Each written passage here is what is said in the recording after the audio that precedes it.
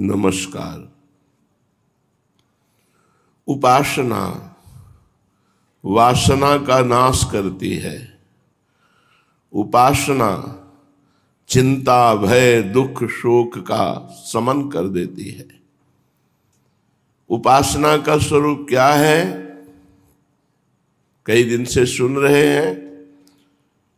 जो प्रशांतात्मा विगतभिर ब्रह्मचारि व्रते स्थितः, जो प्रशांत आत्मा है, अंतःकरण जिनका अच्छी तरह शांत हो चुका है, मान अपमान में, सुख दुख में, किसी व्यक्ति वस्तु घटना में हृदय में कोई हलचल नहीं होती। विगतभिर जो भय रहित हैं, जो ब्रह्मचारी व्रत में स्थित हैं और जो अपने मन का संयमन करके चित्त को सदा परमात्मा में लगाते हुए भगवत परायण हैं,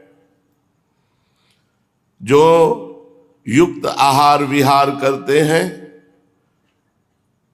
संयम से सोते हैं, संयम में ही जगते हैं, ना अधिक खाने वाला, ना बिल्कुल ना खाने वाला, ना अधिक सोने वाला, ना बिल्कुल ना सोने वाला, जो युक्त भोजन, युक्त शयन, युक्त विहार, उसको ये योग सिद्ध होता है। समस्त दुखों का नाश करके वो निरंतर परमात्मानंद में मगन रहता है।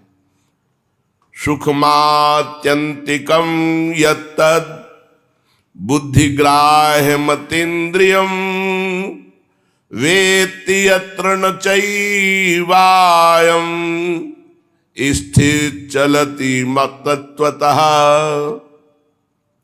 जब साधक भजन करने का प्रयास करता है तो मन संसार में जाता है, भौतिक भोगों में जाता है।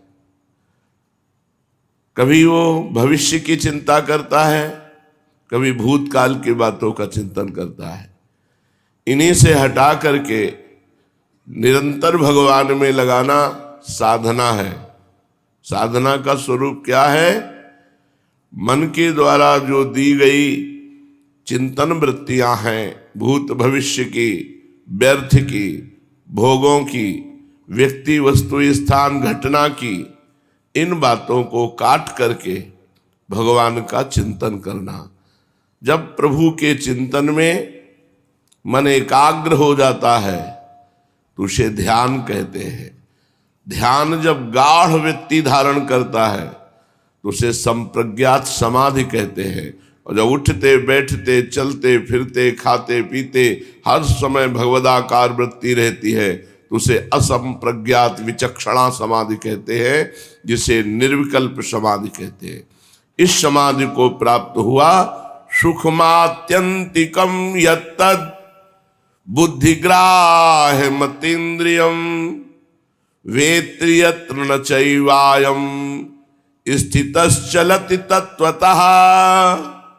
जो सुख आत्यंतिक सुख है, जिसके आगे सुख नहीं, जहां दुख का लेश नहीं है, सुख मात्यंतिकम यत्। साधक अपने द्वारा प्रयास करके जब सब बातों को काट करके निरंतर भजन में लगा रहता है और जब निर्विकल्प भाव को प्राप्त होता, कोई संकल्प विकल्प नहीं, निरंतर भजन चल रहा आबाद, उस समय जो सुख का अनुभव होता है उसे आत्यंतिक सुख कहते हैं।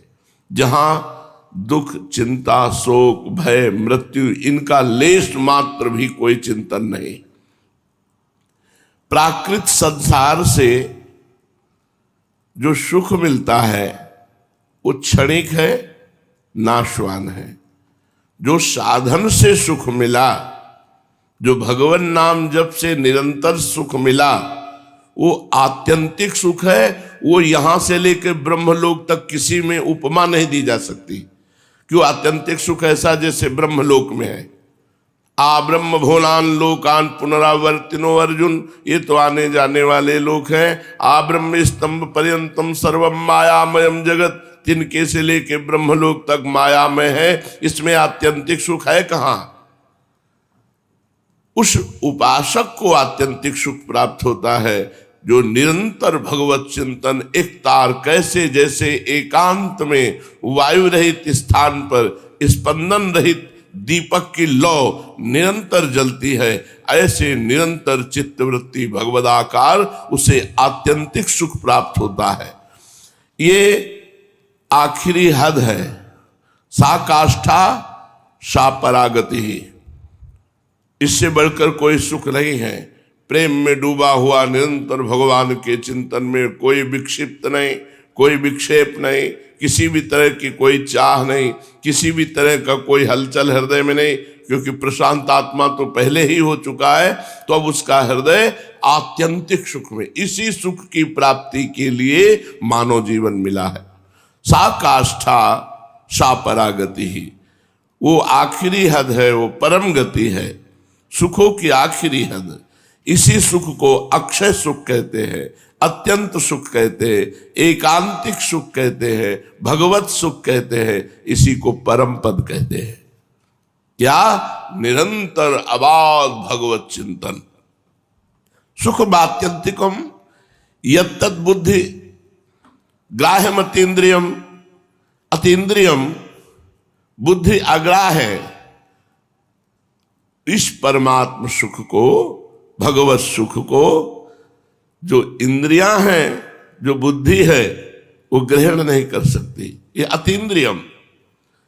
इस सुख को यहां आत्यंतिक कहने का तात्पर्य है कि ये विलक्षण सुख है, सतोगुण रजोगुण तमोगुण से अलग गुणातीत सुख है। ये परमात्म विषयक बुद्धि की अखंड प्रसन्नता, ब्रह्मभूता प्रसन्नात्मा, एक अद्भुत प्रसन्नता जो तुम सोच भी नहीं सकते। हमारा मन वही चाह रहा है, पर दिशा गलत हो गई, दिशा हो गई भोगों की, इसलिए वो अतीन्द्रिय सुख, वो आत्यंतिक सुख, वो एकांतिक सुख, वो परमात्म सुख हमें नहीं प्राप्त हो रहा। इसीलिए हर भोग के बाद असंतुष्टता रहती है। इस सुख को इंद्रियों से अतीत बताया गया है। ये सुख रजोगुण सुख से विलक्षण है। रजोगुण सुख में ये सब राजसी ठाठ बाट भोग मान प्रतिष्ठा, ये सब इससे अलग है वो परमात्म सुख। राजस सुख सांसारिक वस्तु, व्यक्ति, पदार्थ, परिस्थिति आदि के संबंध से प्रकट होता है। जो राजस सुख है वो सांसारिक वस्तु, व्यक्ति, पदार्थ, परिस्थिति से प्रकट होता है, जो इंद्रियों द्वारा भोगा जाता है। वस्तु, व्यक्ति आदि का प्राप्त होना हमारे हाथ की बात है नहीं, और प्राप्त होने पर उस सुख का जो विषय है वो बहुत मलिन है। व्यक्ति का सुख भोग, वस्तु का सुख भोग मलिन है। 6 घंटे बाद वो मल बन जाता है, और मलमूत्र के द्वारों में ही भोग है। और कौन सा भोग है? जितने भी भोग हैं वो सब मलवत हैं। राजसिक जो सुख है वो मलवत सुख है। यहां तक कि ब्रह्मादि के भोग सब विषम लागताय, नारायण ब्रज चंद की लगन लगी है जाए। ये इंद्रियजन्य विषयों के भोग जनित सुख नहीं है, ये अतीन्द्रिय है। ये इंद्रियों से परे परमात्म सुख है, जो अपने आप से अपने आप को प्राप्त होता है। ये इंद्रियों से नहीं भोगा जाता। बुद्धिग्राह्यम, इस सुख को बुद्धिग्राह्य बताने का तात्पर्य है कि ये सुख तामसिक सुख से विलक्षण है। तामस सुख निद्रा, जब भजन की लगन लगती है ना, तो नींद में भी भजन होता है। सोवत हु रसना रटे राधा कृष्ण सुनाम, और नींद नहीं आती। अगर आई भी तो थोड़ी देर वो भगवान के स्वप्न में, भगवान की लीला में, भगवान नाम में डूबा हुआ ही विश्राम करता है। आलस्य और प्रमाद, नींद सुख, ये साधक में नहीं। साधक में आलस्य नहीं होता, प्रमाद नहीं होता, अरे कल कर लेंगे, नहीं।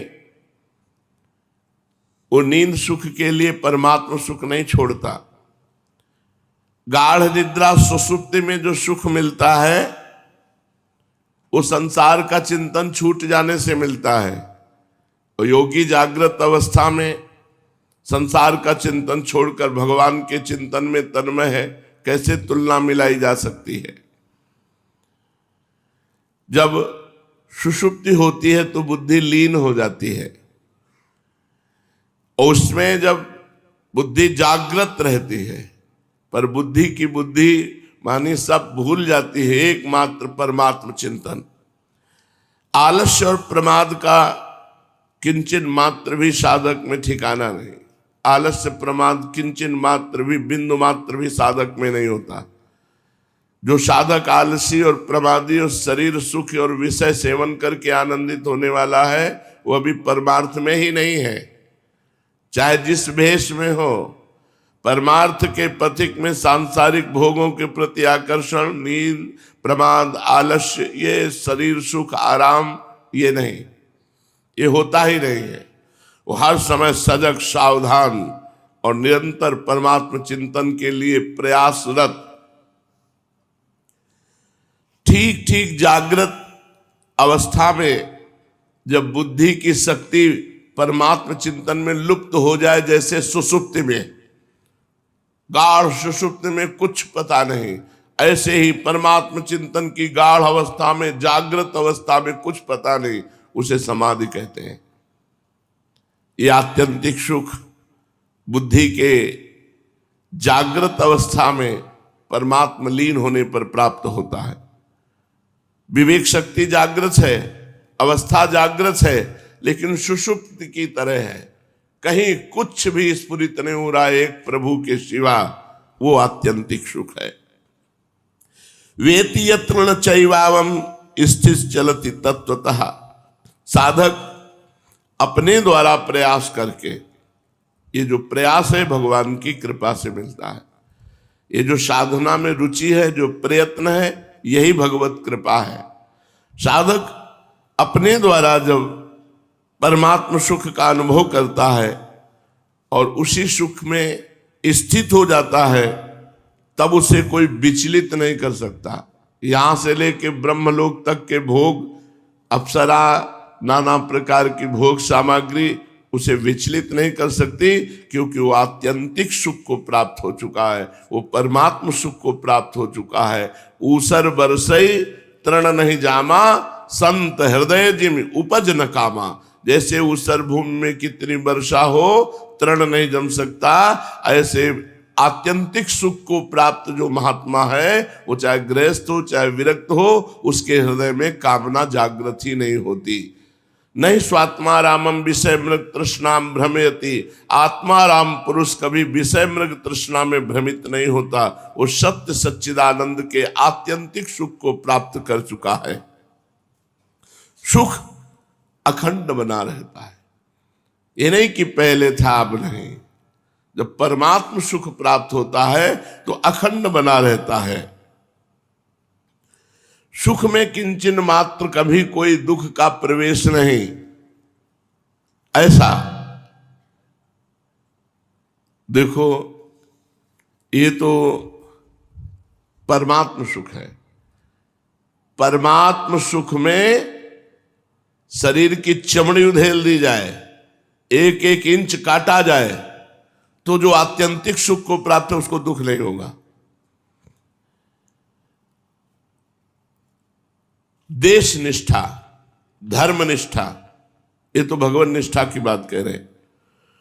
मुसलमानों ने धोखे से शिवाजी के पुत्र संभाजी को कैद कर लिया और उनसे मुस्लिम धर्म स्वीकार करने के लिए कहा, परंतु जब संभाजी ने उसको स्वीकार नहीं किया तो मुसलमानों ने उनकी आंखें निकाल ली, उनकी चमड़ी खींच ली, शरीर से त्वचा खींच ली, आंखें निकाल ली और कहा अब स्वीकार करो। तो अपने धर्म से किंचन मात्र विचलित नहीं हुए। तात्पर्य निकला कि धर्म के लिए जब निष्ठा जागृत हुई तो शरीर की चमड़ी उधेल ली, नेत्र निकाल लिए, लेकिन विचलित नहीं हुए। गुरु गोविंद सिंह के दोनों पुत्रों को दीवाल में जिंदा चुन दिया गया, लेकिन वो विचलित नहीं हुए। ये धर्मनिष्ठा, फिर परमात्मा आत्यंतिक सुख, तिल तिल काट दिया जाए तो भी उसे आह नहीं होगी। ऐसे महान सुख को प्राप्त होता है साधक, उसे भगवदानंद सुख कहते हैं। मनुष्य उस वास्तविक सुख से, उस ज्ञान से, उस आनंद से कभी विचलित नहीं होता। जब वो प्राप्त हो जाता है तो कभी विचलित नहीं होता। इसलिए इसी आत्यंतिक सुख को प्राप्त करना परम लाभ है। अविनाशी सुख को प्राप्त करना परम लाभ है। भगवत सुख को प्राप्त करना ही जीवन का लाभ है, और ये कोई लाभ नहीं बैंक बैलेंस, नाना प्रकार की भोग सामग्री, बढ़िया मकान, मरोगे तो ये सब जाएगा क्या तुम्हारे साथ? फिर वही पुनरपि जननम पुनरपि मरणम पुनरपि जननी जठरे शयनम। इसलिए आगे के श्लोक में श्री भगवान कह रहे हैं, यम लब्ध्वा चा परम लाभम मन्यते नाधिकं ततः यस्मिन् स्थितो न दुःखेन गुरुणापि विचाल्यते। जिस लाभ की प्राप्ति होने पर, जो आत्यंतिक सुख की बात हुई, जिस लाभ की प्राप्ति होने पर उससे अधिक कोई दूसरा लाभ उसके मानने में नहीं आता, और जिसमें स्थित होने पर बड़े भारी दुख से भी विचलित नहीं किया जा सकता, वो आत्यंतिक सुख है। भगवान कह रहे यम लब्ध्वा चा परम लाभम मन्यते नाधिकम तथा। देखो ठाकुर हरिदास जी का चरित्र पीछे आपने सुना। 22 बाजारों में मार बेतो उनके शरीर की चमड़ी उधेल दी गई और मरा मानकर गंगा जी में फेंक दिया, लेकिन तनिक भी ना राजा पे नाराज हुए, न काजी पे नाराज हुए।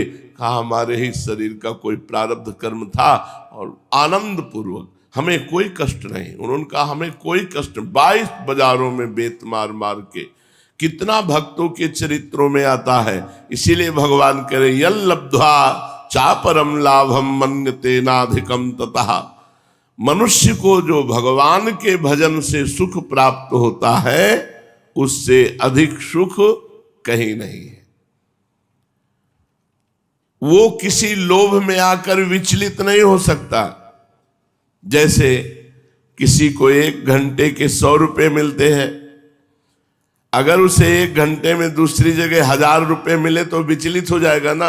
1 घंटे वाला जो 100 रुपए मिलते हैं, उसको 1 घंटे में 1000 रुपए मिले तो विचलित हो जाएगा। वो 1000 प्राप्ति की चाहेगा, 100 रुपए की स्थिति से विचलित हो जाएगा, 1000 रुपए की स्थिति में चला जाएगा।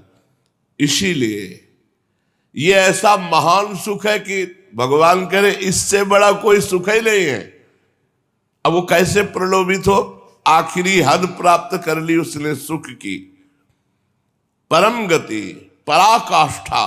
इससे बढ़कर कोई सुख नहीं, भगवदानंद से बढ़कर कोई सुख नहीं।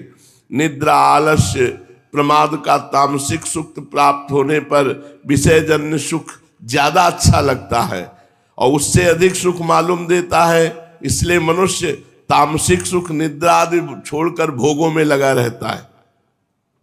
ऐसे ही विषयजन्य सुख से ऊंचा, रजोगुण से ऊंचा सात्विक सुख है।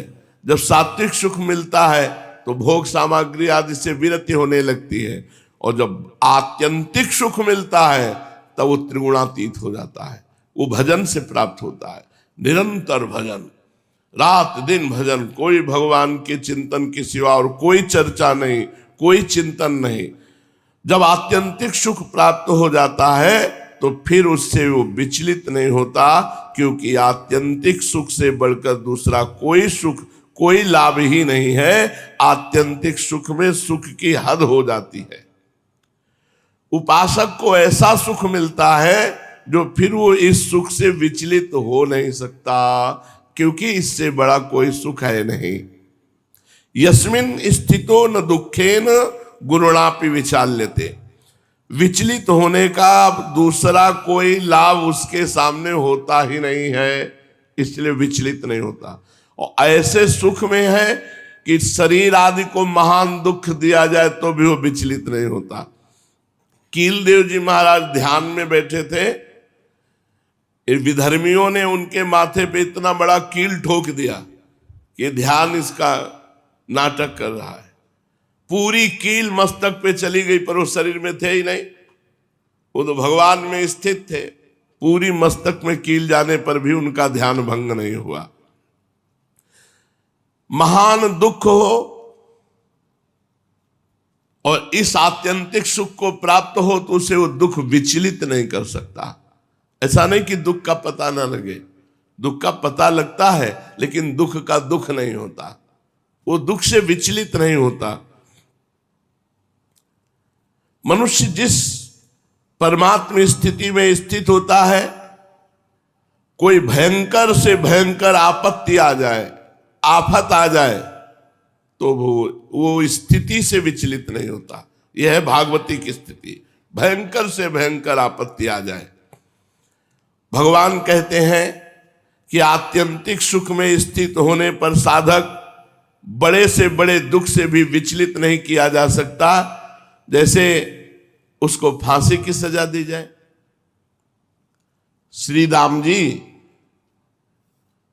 यवन बादशाह के खजांची थे, बड़े दयालु, निरंतर नाम जप करने वाले भगवतनिष्ठ महात्मा थे। अगर उनसे कोई कहता बेटी का ब्याह है तो चुपचाप खजाने से दे देते, कोई भूखा है तो खजाने से दे, इस तरह आधा खजाना लुटा दिया। और जब काजी को पता चला तब बादशाह से रिपोर्ट की। बादशाह ने सामने बुलवाया, तुमने खजाना किसकी आज्ञा से लुटाया, तुम अपराध किए। वो चुप खड़े रहे। काजी और बादशाह सलाह करके फांसी की सजा दी श्री राम जी को। श्री राम जी से पूछा तुम्हारी आखिरी इच्छा क्या है?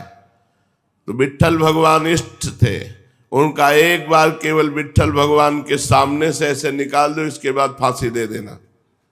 एक बार आखिरी इच्छा उनके दर्शन कर लूं। मंदिर के सामने से ले गए, बाहर गेट से ही दर्शन दिखाए दिए। उन्होंने कहा राजी हो, बस इतना। इधर स्वयं भगवान बादशाह के यहां पहुंचे और नमस्कार किया और कहा हमारे स्वामी श्री राम को मुक्त कर दो। तो उनका खजाना हमारा आधा खाली कर दिया। तो अपनी झोली से पीतांबर से ऐसे रत्न निकाले, बोले देख एक रत्न की कीमत तेरा पूरा खजाना नहीं, रख ले पूरे रत्न। तो उनका तुम कौन हो? तो उनका श्री राम का नौकर हूं। भगवान ने कहा श्री राम क्या नाम है? का बिट्ठू। तुरंत आदेश करो, फांसी से मुक्त करो। तुरंत आदेश हुआ, फांसी से मुक्त हुए। श्री राम के आगे हाथ जोड़कर बादशाह खड़ा हुआ कि आप इतने बड़े धनी हैं कि आपका ऐसा नौकर? तो उनका सरकार नौकर तो हम आपके हैं, हमारे नौकर कहाँ? बोले नहीं, बिट्ठू नाम का एक नौकर तुम्हारे पास है, देखो ये रतन दे गया, हीरे रत्न दे गया। आंखों में आंसू आ गए। उनका बिट्ठू नाम का कोई नौकर नहीं, वो हमारे स्वामी हैं, हमारे इष्ट हैं, जिनका नाम विट्ठल भगवान है। सांवली सनूनी मूरत, वो कजरारे बड़े बड़े नेत्र। बादशाह घायल हो गया। बादशाह ने कहा कि तुम्हारी जो इच्छा हो मांगो, मैं बहुत प्रसन्न हूं। तो उनका बस अपनी सेवा से मुक्त कर दो, आज से मैं कोई सेवा ना करके रात दिन अपने भगवान के चिंतन में लगूंगा। तो फांसी आदि की बात आने पर भी हृदय विचलित न हो, वो है भगवदानंद। किसी भी स्थिति में शरीर के टुकड़े टुकड़े कर दिए जाए, गजब की बात। यहां थोड़े थोड़े दुख में विचलित हो जाते हैं क्योंकि परमात्मानंद प्राप्त नहीं हुआ। भगवान शंकराचार्य जी के पास एक कपाली आया, भैरवी। उसने कहा मुझे भैरव सिद्ध करने के लिए ब्रह्म ऋषि की खोपड़ी चाहिए, तुम्हें शरीर से कोई ममता है नहीं? बोले नहीं। तो बोले मैं काट ले जाऊं? बोले अभी काटोगे तो तुम्हें काट डालेंगे, इतने शिष्य हैं। सुबह 4 बजे कल आना और पीपल के नीचे बैठे होंगे, काट ले जाना। वो 4 बजे आया, जे उधर से चला तो नरसिंहाश्रम स्वामी जी के ऊपर नरसिंह भगवान का आवेश हुआ। हुंकार मार के दौड़े, जयले को नजदीक पहुंचा, उठाकर फाड़ के फेंक दिया। महापुरुषों को अपने शरीर से, दधीच ऋषि अपने शरीर को ही दे दिया जिससे अस्त्र बनाए गए, शरीर के टुकड़े टुकड़े कर दिए जाएं तो भी उसको दुख नहीं होता जो भगवदानंद को प्राप्त है।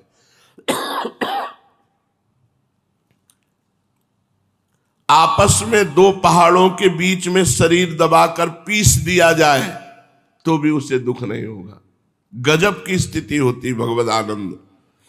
जीते जी शरीर की चमड़ी उतार ली जाए, शरीर में छेद ही छेद कर दिए जाए, उबलते हुए तेल को शरीर में डाल दिया जाए। और ये ऐसा नहीं, ऐसे महापुरुषों के साथ हुआ। गुरु अर्जुन देव जी को तपते हुए तवे में बैठाल कर ऊपर से जलती हुई तप्त बालू डाली जा रही थी, न जाने कितने कष्ट दिए गए। वो वाहे गुरु तेरा किया मीठा लागे, इसके आगे नहीं बोले। कैसी स्थिति है। यम लब्ध्वा चापरम लाभम मन्यते नाधिकम तथा। इससे बढ़कर कोई सुख नहीं। जब वो परमात्म सुख को प्राप्त हो जाता है तो बड़े से बड़े दुख प्राप्त होने पर भी वो विचलित नहीं होता। चाहे उसको फांसी की सजा दे दी जाए, चाहे दो पहाड़ों के बीच में उसे पीस दिया जाए, चाहे उसके शरीर के टुकड़े टुकड़े कर दिए जाए, चाहे शरीर में छेद ही छेद कर दिए जाए, चाहे आग में जलाया जाए, उसको कोई कष्ट नहीं होता, क्योंकि वो परमात्म सुख को प्राप्त हो चुका है। इस तरह गुरुतर महान भयंकर दुखों के एक साथ आने पर भी वो विचलित नहीं होता। वो विचलित क्यों नहीं किया जा सकता? कारण कि जितने भी दुख आते हैं वो सब प्राकृत शरीर में, और वो अप्राकृत चिदानंद स्वरूप को प्राप्त है, वहां दुख का प्रवेश ही नहीं। शरीर, इंद्रियां, मन, बुद्धि यही प्राकृतिक है, इन्हीं में दुख आता है। जब आत्यंतिक सुख मिलता है वो स्वरूप का होता है। स्वरूप में स्थित महापुरुष के शरीर, इंद्रिय, मन, बुद्धि को कितना भी कष्ट दिया जाए कोई फर्क नहीं पड़ता। यही तो आनंद है। यही आनंद पाने के लिए मानव देह मिला है। ऐसी अध्यात्म की ऊंचाई पर चढ़ो कि मान अपमान, लाभ हानि, सुख दुख ये कोई स्पर्श ही न कर पावे।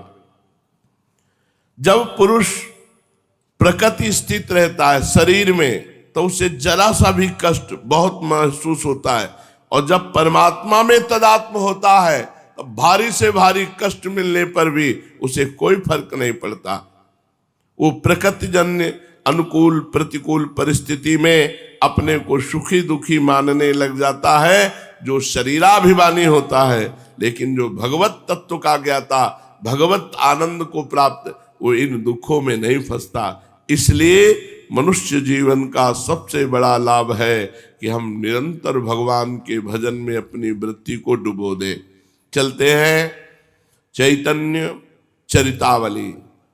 महाप्रभु श्री चैतन्य देव भगवद आवेश में श्रीवास के घर में सिंहासन पर विराजमान है। पहले गंगा जल से अभिषेक हुआ, सब भक्तों ने किया, फिर शरीर पोछा, फिर सुंदर चंदन आदि लगाया गया, फिर वस्त्र आदि धारण कराए गए, फिर भोग आदि लगा। अब सबको अपने अपनी भावना के अनुसार चैतन्य महाप्रभु ने भगवान का जो स्वरूप प्रकाशित किया, सबको अपने अपने भाव के अनुसार दर्शन हो रहे। सबसे पहले बातों ही बातों में प्रभु ने श्रीवास पंडित के ऊपर कृपा की। आपने श्रीवास पंडित को संबोधित करते हुए कहा, श्रीवास तुम हमारे परम कृपा पात्र हो, हम सदा ही तुम्हारी देख रेख करते हैं। तुम्हें वो घटना याद है जब देवानंद पंडित के यहाँ तुम बहुत से अन्य शिष्यों के सहित श्रीमद् भागवत का पाठ सुन रहे थे। पाठ सुनते सुनते तुम बीच में ही भावावेश में आकर मूर्छित हो गए। उस समय तुम्हारे भावावेश को न तो पंडित जी ही समझ सके थे और न उनके शिष्य ही समझ सके थे। शिष्य तुम्हें कंधे पर लाद कर तुम्हारे घर पहुंचा गए थे। उस समय मैंने ही तुम्हें होश में किया था, मैंने ही तुम्हारी मूर्छा भंग की थी। प्रभु के मुख से अपनी इस गुप्त घटना को सुनकर श्रीवास पंडित को परम आश्चर्य हुआ, और उन्होंने घटना किसी के सम्मुख प्रकट नहीं की थी, कोई जानता ही नहीं था, और चैतन्य महाप्रभु ने वो गुप्त बात बता दी। इसके अनंतर प्रभु अद्वैताचार्य जी को लक्ष्य करके कहने लगे, आचार्य तुम्हें उस दिन की बात याद है जब तुम्हें श्रीमद् भागवत के इस श्लोक पर शंका हो गई थी, सर्वतः पाणिपादम तत्सर्वतो अक्षशिरोमुखम सर्वतः श्रुतिमल्लोके सर्वमावृत्य तिष्ठति। उस दिन तुम बिना भोजन किए सो गए थे।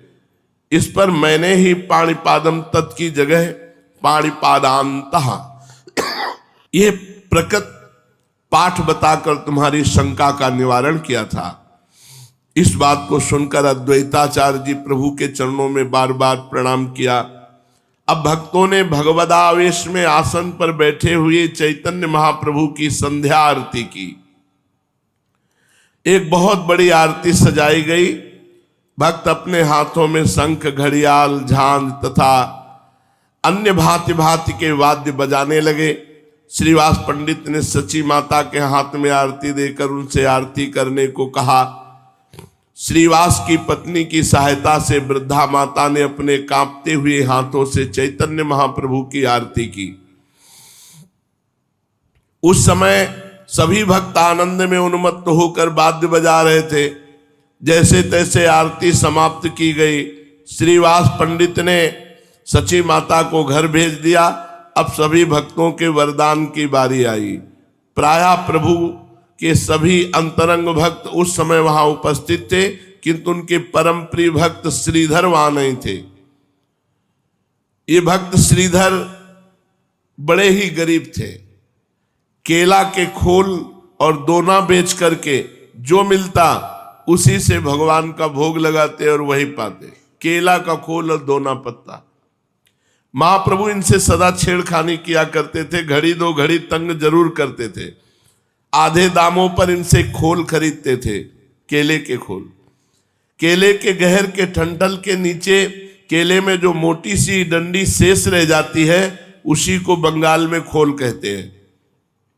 बंगाल में उसका साग बनता है।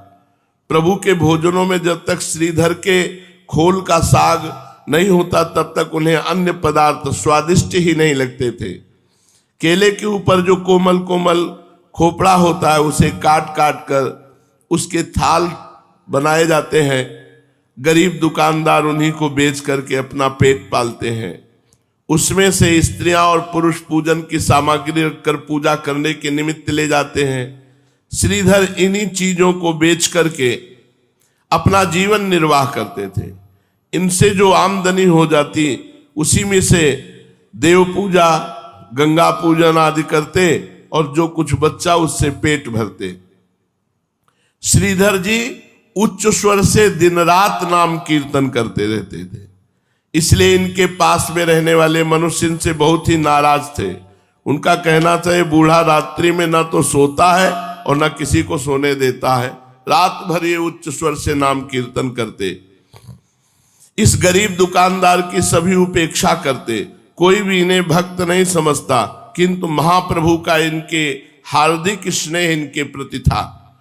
वे इनकी भगवत भक्ति को जानते थे, इसलिए उन्होंने भगवत भाव में भी इन्हें स्मरण किया।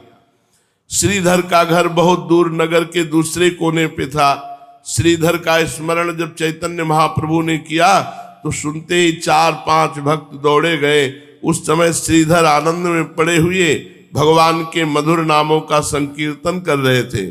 लोगों ने जाकर किवाड़ खटखटाया।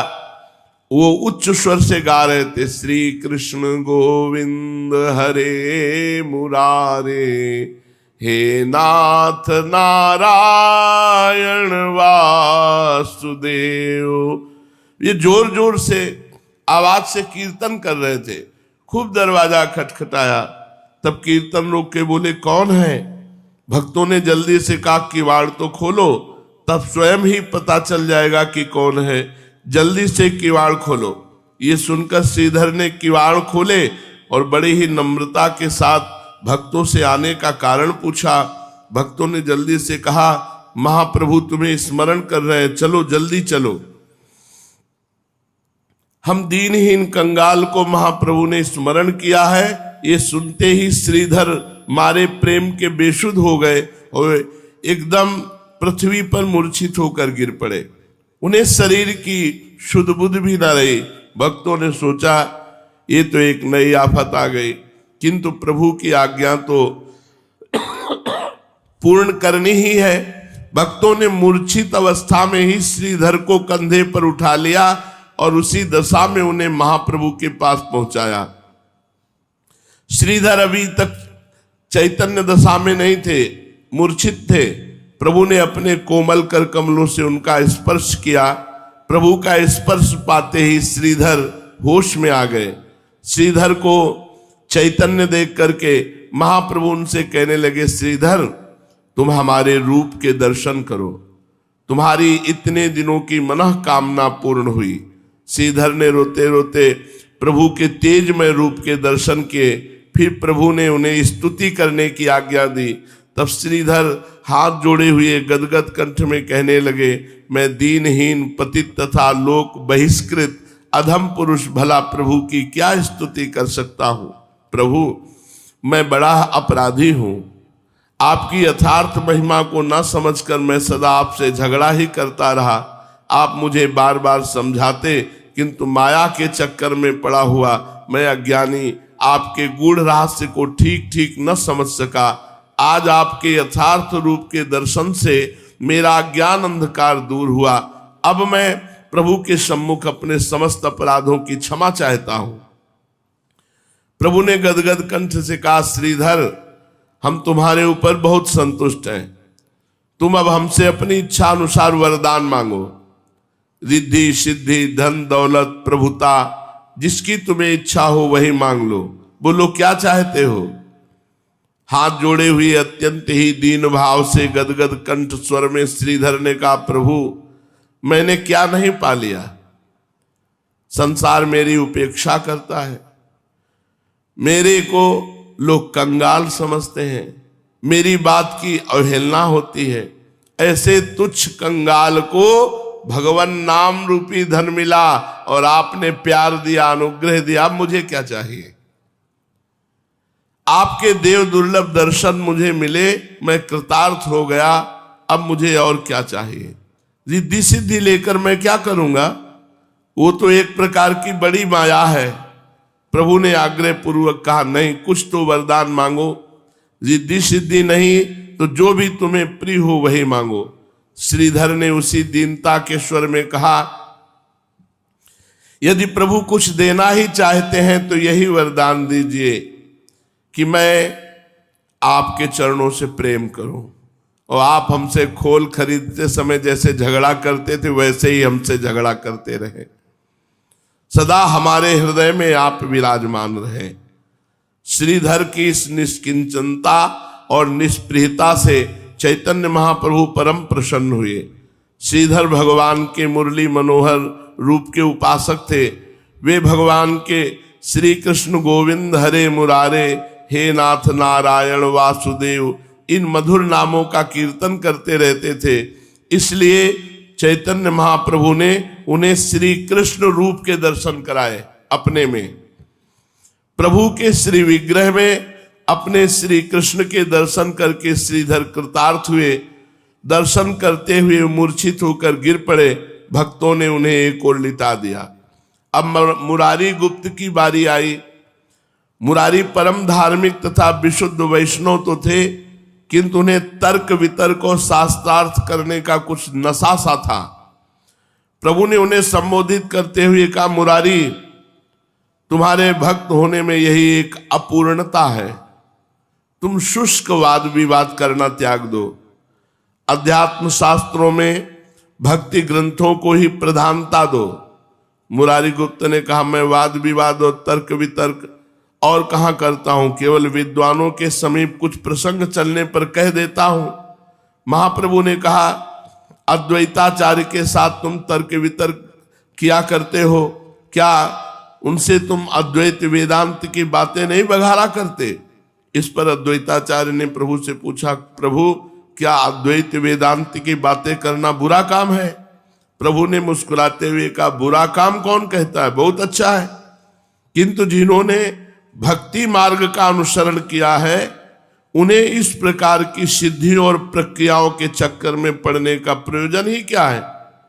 ये कहकर प्रभु ने गंभीर घोष से इस श्लोक को सुनाया, न साधयति माम योगो न सांख्यम धर्म उद्धव न स्वाध्याय तपस्त्यागो यथा भक्तिर्ममोर्जिता। प्रभु की ऐसी आज्ञा सुनकर मुरारी चुप हो गए। इस पर प्रभु ने कहा, मुरारी, तुम्हें ब्रह्म की सिद्धि के लिए प्रक्रियाओं की शरण लेने की क्या आवश्यकता है? भगवान तो जन्म सिद्ध हैं। तुम तो प्रभु के जन्म जन्मांतरों के भक्त हो। हनुमान के समान तुम्हारा भाव और विग्रह है। तुम साक्षात दास्य भाव के आचार्य हनुमान जी के ही समान हो।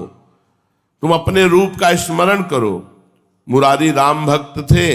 प्रभु के स्मरण दिलाने पर वे अपने इष्ट देव का ध्यान करने लगे तो उन्हें ऐसा अनुभव हुआ कि मैं साक्षात हनुमान हूं और सामने हमारे इष्ट देव सिया राम विराजमान हैं। मैं उनकी पूजा कर रहा हूं। उन्होंने ऊपर को आंख उठाकर प्रभु की ओर देखा तो उन्हें प्रभु की जगह सीताराम जी विराजमान दिखाई देने लगे। अपने इष्ट देव सीताराम के से विग्रह को देखकर मुरारी गदगद कंठ से स्तुति करने लगे और बार बार भूमि पर लौटकर साष्टांग दंडवत प्रणाम करने लगे। प्रभु ने कहा, वरदान मांगो। तो हाथ जोड़े हुए मुरारी ने अविचल श्री राम भक्ति की ही प्रार्थना की, जिसे प्रभु ने उनके मस्तक पर अपने पाद पद्म रखकर प्रेम पूर्वक प्रदान किया। इसके अनंतर एक एक करके सभी भक्तों की बारी आई। अद्वैताचार्य, श्रीवास, वासुदेव सभी ने प्रभु से अहेतुकी भक्ति की प्रार्थना की। हरिदास जी अपने को बहुत ही दीनहीन, कंगाल और अधम समझते थे। उन्हें प्रभु के सम्मुख होने में संकोच होता था, इसलिए वे सबसे दूर भक्तों के पीछे छिपे हुए बैठे थे। प्रभु ने गंभीर स्वर में कहा, हरिदास, हरिदास कहाँ है? उसे हमारे सामने लाओ।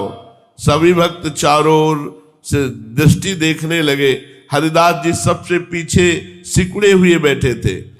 भक्तों ने उन्हें प्रभु के सम्मुख होने की आज्ञा की कि प्रभु बुला रहे हैं, किंतु वे प्रेम में बेसुध थे। भक्तों ने उन्हें उठाकर प्रभु के सम्मुख किया। हरिदास को सम्मुख देखकर प्रभु उनसे कहने लगे, हरिदास, तुम अपने को नीच मत समझो, तुम सर्वश्रेष्ठ हो। मेरी तुम्हारी एक जाति है। जो तुम्हारा स्मरण ध्यान करते हैं वो मानो मेरी पूजा करते हैं। मैं सदा ही तुम्हारे साथ रहता हूं। तुम्हारी पीठ पर जब बेत पड़ रहे थे तब वो बेत तुम्हारी पीठ पर नहीं, मेरी पीठ पर पड़ रहे थे। और प्रभु ने वस्त्र हटा के कहा, देख लो, अभी तक मेरी पीठ पे निशान बने हैं। और प्रभु ने दिखा दिया पूरे बेत के निशान महाप्रभु चैतन्य देव के। सभी जो मेरे शरणागत भक्त हैं उनके कष्टों को मैं अपने ऊपर लेता हूं। शरणागत भक्तों के कष्ट को मैं अपने ऊपर लेता हूं। ये बात ध्यान रखना चाहिए। इसलिए भारी से भारी कष्ट पड़ने पर भी भक्त को दुख नहीं होता, क्योंकि वो कष्ट मैं अपने ऊपर लेता हूं। कारण कि जो लोग भक्तों को कष्ट देते हैं वे मानो मुझे ही कष्ट पहुंचाते हैं। इसलिए अब मैं दुष्टों का संहार न करके उनका उद्धार करूंगा। तुमने मुझसे दुष्टों के संहार की प्रार्थना नहीं की थी, किंतु उनकी बुद्धि शुद्धि और कल्याण की प्रार्थना की थी। इसलिए अब मैं अपने सुमधुर नाम संकीर्तन के द्वारा दुष्टों का उद्धार करूंगा। मेरे इस कार्य में किसी जाति, वर्ण या ऊंच नीच का विचार न रहेगा। मेरे नाम संकीर्तन से सभी पावन बन सकेंगे। अब तुम अपना अभीष्ट वरदान मुझसे मांगो। हाथ जोड़े हुए दीन भाव से हरिदास जी ने कहा, हे वर देने वालों में श्रेष्ठ, हे दयालु, हे प्रेमावतार, यदि आपकी इच्छा मुझे वरदान ही देने की है तो मुझे यही वरदान दीजिए कि मैं सदा दीनहीन, कंगाल, निष्किंचन, अमानी बना रहूं। मुझे प्रभु के दास होने के अतिरिक्त अन्य किसी भी प्रकार का अभिमान न हो। मैं सदा वैष्णव भक्तों की पद धूलि को अपने मस्तक पर परम भूषण मानकर धारण करता रहूं। वैष्णव के चरणों में मेरी सदा प्रीति बनी रहे। इसी वरदान की मैं प्रभु के निकट याचना करता हूं।